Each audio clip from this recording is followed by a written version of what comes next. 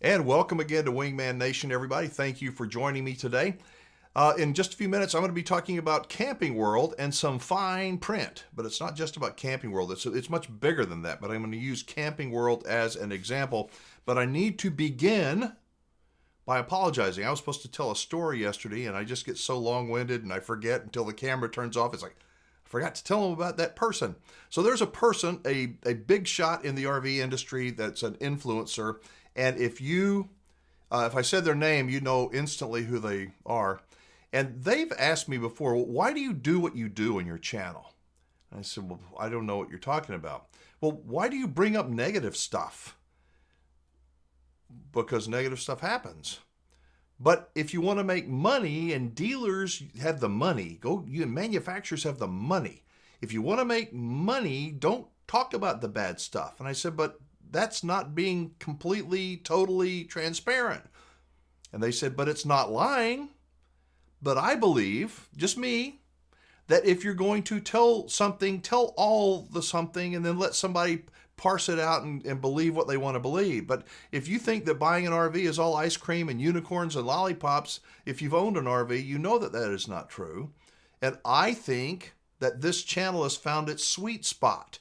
Now, there are other channels out there and there's nothing wrong with it. Find your sweet spot. That's the bottom line.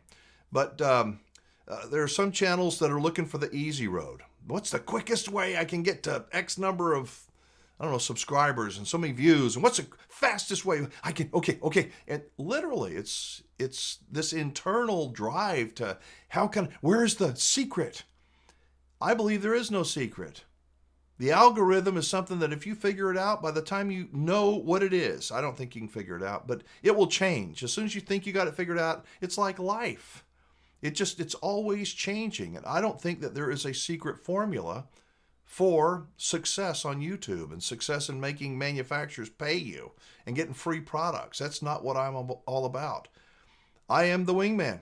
I believe that here on Wingman Nation, we are, generally speaking, people that care about others, that want to see more responsibility, that want to see less of the woke stuff, the weird stuff, the stuff that when we grew up is like, I'm not saying let's go back to the 1950s or 60s, but let me tell you something. There are a lot of things, in my opinion, about the 50s and 60s that we should have held on to that were really good.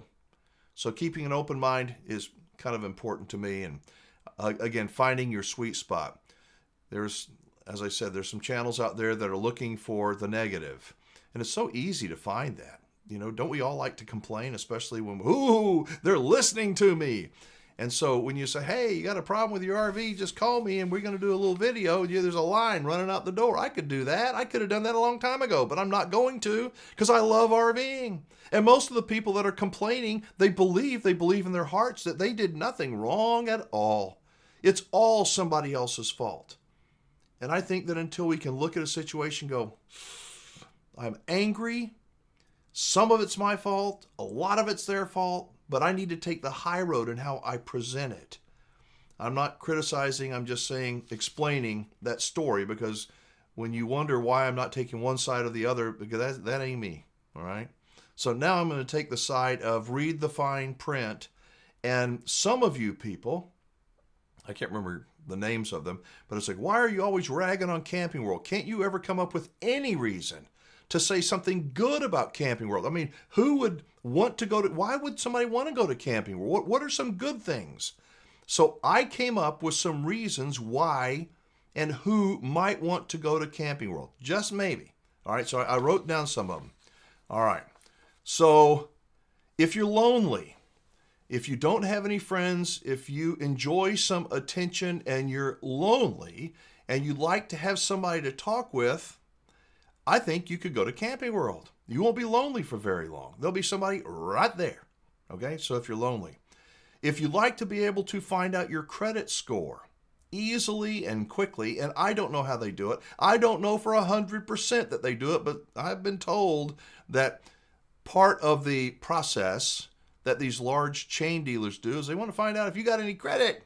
So maybe if you want to find out if you got good credit, you can go to Camping World.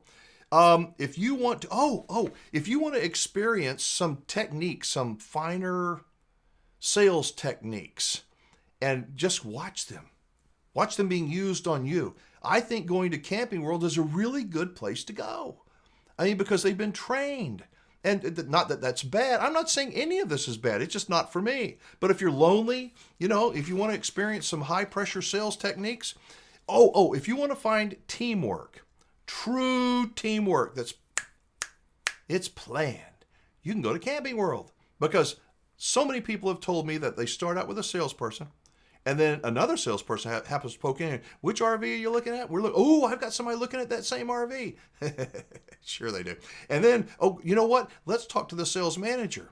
And the sales manager comes, and then they go and talk, and then you get to sit and stew in the little room there, right? I know this is terrible, but if you want to go to Camping World, it's probably a good place to experience all these things. And then you get handed off. It's like mashed potatoes at Thanksgiving. There's a bowl of mashed potatoes, and could you pass me the mashed potatoes? So you go from this person to pass over here. You go salesperson, sales manager, finance manager, back over to the salesperson. Let's go back to service. Let's get back to the sales manager. Let's end up in finance, and you get passed around like a bowl of mashed potatoes. All right. If you want to meet people who are relatively new at their job, I think that most of the salespeople at Camping World have not been there for 10 years or 15 years. How many of them at 20 years? The dealers that I work with, most of their salespeople have been there more than a decade, some of them 2 decades. Yes, that's a long time. And I think that employment record says a lot about who the company is. So if you want to meet people that are relatively new at the job, I think that you can find them there probably at Camping World. And it's not just Camping World. If you want to find people that are frustrated, go back to the service area and just hang out. Maybe take a cup of coffee and hang out and meet some of the customers back there. I'll bet you that they have a different personality, just a different take, just my bet, than when they bought their RV. If you've ever owned an RV before, many of you have, and you want to feel smarter than the next guy, go to Camping World. Because I'll bet you that you may know a whole lot more about RVs than somebody at Camping World does. Now, I don't expect to be invited to any Camping World parties or open houses or anything like that because of some of the things I say. And I'm not saying them to be ugly. Am I sarcastic? Yeah, I'm a sarcastic guy. I mean, guilty as charged. But I got to call them as I see them, and that's what a wingman does. They're not all bad. They're not all high pressure, but they have a job to do. All salespeople have a job to do. It's how do they take care of you, not just in that process, but it's after you buy the item. That, to me, is where the value comes in. It ain't the price, it is the value. Now, about the fine print. I saw, and I'm going to go over here to the shared screen here in just a second, but it is so important to read the fine print. I've talked about buying as-is RVs and making sure that you read the agreement. Not everybody's going to screw you. They're not. Not even every Camping World person is going to get screwed, and that's the truth. But reading the fine print and understanding what it means, I think, is so critical. When it comes to the stock market, you've seen all these all-time highs. Yippee! The economy's doing great. And I read a press release. If you're in the stock market, I'm going to go down and show you some things that you may go, what? You may already know this stuff, but this press release said Camping World attended 45th Annual Raymond James Institutional Investors Conference. This is a press release out of Lincolnshire, which is up in Illinois, headquarters for Camping World. Marcus Lemonis, Big Mac Daddy of Camping World, commented, quote, "We experienced good momentum in our new unit retail demand beginning in December and January. And we closed February with new unit same-store sales up double digits year over year.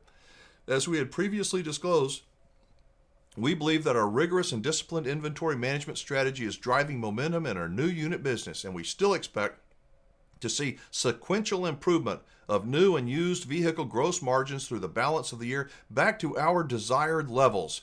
That's friggin' awesome. Doesn't that sound great? I mean, seriously. That's when the CEO speaks and speaks with such confidence. That's not a guarantee, but that's confident, right? It makes investors feel like, well, sounds like a good deal to me. So it keeps going on down. Let's go. It says, this is what I want to talk with you about. See this? Forward-looking statements. Most people don't read forward-looking statements. I like to read all kinds of stuff. And the people that do read forward-looking statements don't really understand, many of them, what they're reading. So let's talk about it, okay? This is the forward-looking statement that came at the bottom of this press release. This press release contains forward-looking statements within the meaning of the Private Securities Litigation Reform Act of 1995 concerning Camping World and other matters. Now, if you're a publicly traded company, if you're traded on the New York Stock Exchange, I believe that you have to have these forward-looking statements. I mean, your shareholders have to know this. It says, all statements contained in this press release that do not relate to matters of historical fact should be considered forward-looking statements, including, without limitation, statements about expectations regarding new vehicle unit volume trends, our ability to deliver unit volume, and increased market share, macroeconomic and industry trends, and future financial results, including anticipated gross margin outlook for 2024. Do you understand what that means? I am not a financial advisor. I'm not a very smart guy, but I'm going to give you my interpretation about what some of this stuff means.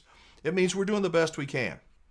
Camping World, these companies that issue these forward-looking statements, we're doing the best we can. We're going to put a happy face on just about everything. And when something's really bad, they'll say, well, we're facing a few challenges and some headwinds, and they frame it in the right way. But it's all about maintaining a high stock price. Let's go to the next screen here. It says, in some cases, this is really important. I know it's boring, but there's a point here. You got to understand what these people are saying. It's not just Camping World. These companies, they're covering their butt. What happens if things go to you know where? If the stock market goes down and that you've been led to believe, hey, it's going to be good, they're going to go, did you read the forward-looking statement? And here's what this one says. In some cases, you can identify forward-looking statements by terms such as may, will, should, expects, plans, anticipates, could, intends, targets, projects, contemplates, believes, estimates, predicts, potential, or continue, or the negative of these terms or other similar expressions. The forward-looking statements in this press release are only predictions. They're only predictions. Of course you know that, right? We have based these forward-looking statements largely on our current expectations and projections about future events and financial trends that we believe may, there's that word may, affect our business, financial condition, and results of operations. Forward-looking statements involve known and unknown risks. Of course we know that. Uncertainties and other important factors that may cause our actual results, performance, or achievements to be materially different from any future results, performance, or achievements expressed or implied by the forward-looking statements. These forward-looking statements are based on management's current expectations. What is your interpretation? Drop a comment below. Seriously. The way this dumb former campground owner looks at it is, if things go south, if things go you know what's up, the people at the top, the management of these companies, the CEO, the big shareholders are going to go, hey, we told you. It's right there. See, we told you. And they did. I just wonder how many of you have ever read the forward-looking statements. And if you understand them, you probably understand them a whole lot better than I do. But when I hear that, man, things are great. They're great. Well, they're great for them. But are they great for you? Great for me? Just wanted to share some of those things with you today. Again, this channel is not for everybody. It is not. It's for people who want to open their minds, who believe that a wingman nation, a nation filled with more people that are good wing women and wing men, looking out for others and being honest and raising things that we may want to slow down, as I say, tap the brakes, and let's talk about some things before we just rush into them, might be a really good idea. Thank you so much for watching. Drop a comment down below. Let me know what you thought of today's video, and I will see you next time. I'm Alan Warren. I am the Wingman, reminding you, be safe, have fun, play nice, be honest, and don't leave your good manners at home. I'll see you next time. Bye-bye.